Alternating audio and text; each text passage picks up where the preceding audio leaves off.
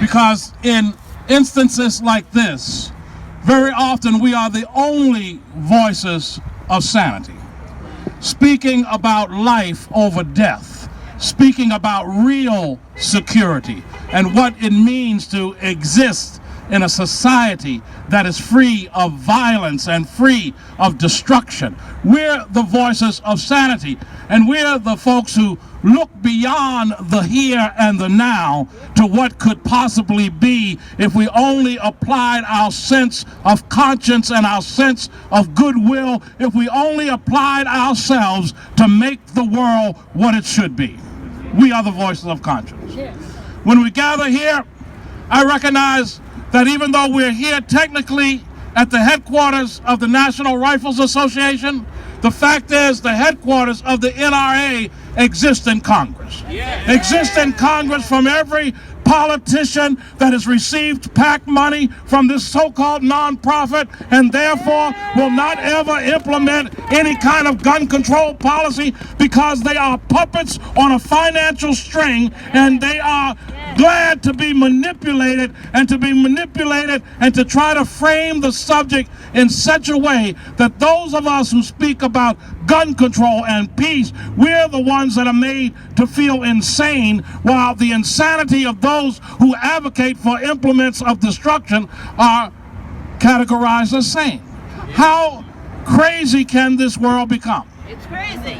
Now, one of the things that we can do when we go home and go back to our places is we need to be as politically expedient, not as amoral as the evangelicals, but politically expedient in terms of our morality, and create a litmus test for everybody who's running for office. Where do you stand in terms of clips? Where do you stand in terms of assault weapons? Where do you stand in terms of gun control? Where do you stand in terms of background checks? And to hold them accountable and to make them take pledges that they will not accept money from the NRA, but that they will be advocates for the people.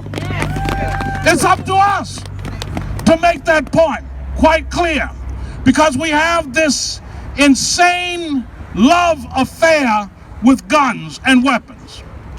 And remember, guns and weapons, particularly in the American context, are implements of oppression, are implements of racism, they are implements of slavery, they're implements of removing Native people off of their lands, they're implements of domestic violence, they're implements of everything that we as people of goodwill say enough is enough. And so we got to remember that what these things really represent is an insanity that is categorized by people's fear of other people. People's fear of other people becoming free. People's fear of people throwing off the yoke of oppression. Now, I'd be glad when we get as obsessive about health care as we are about guns. Let us get as obsessive about education as we are about guns. Let us get obsessive about people being able to be employed and to be educated and to live in decency and to live in safe neighborhoods. Let us be obsessed about that rather than guns. Now, unfortunately, after Sandy Hook, we see image after image coming across the screen. And we get agitated when it's a high body count. But I got news for you, there are body counts every day. In places like Baltimore, in places like Washington, D.C., in places like Chicago, places like LA.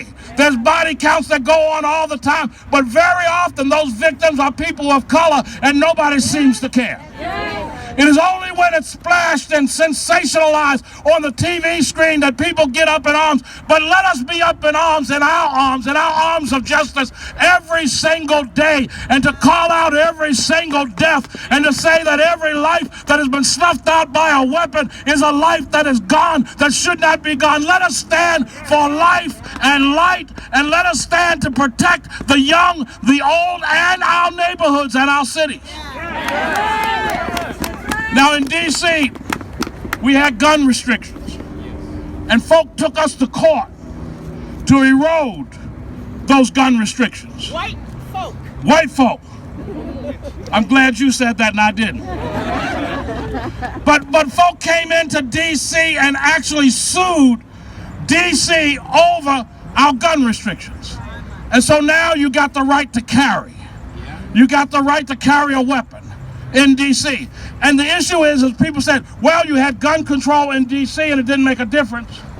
Well, you didn't have it in Maryland.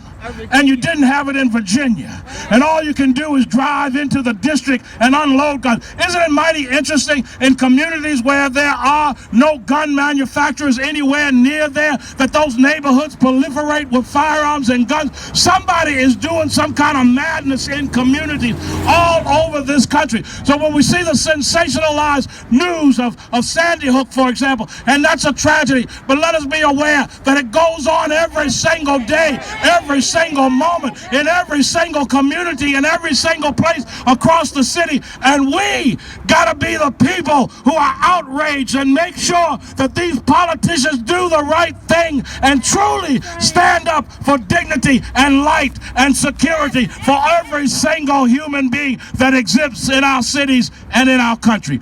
God bless you and thank you for being here.